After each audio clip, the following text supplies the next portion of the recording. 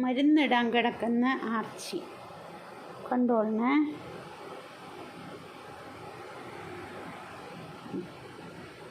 ഇങ്ങനെ കിടന്നു വരികയാണ്, കുറേ നേരമായിട്ട് കിടപ്പാണ് ഇങ്ങനെ മരുന്നിടാൻ വേണ്ടി. മുഖം കണ്ട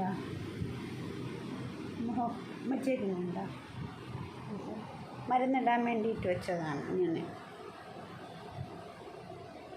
ചെല്ലം അങ്ങനെ കിടക്കുകയാണ്. ഭയങ്കര ഇത് പറഞ്ഞല്ലോ, ഹോസ്പിറ്റലിൽ ഇങ്ങനെ ബെഡിൽ കിടക്കണം അതേ ലുക്കാണ്.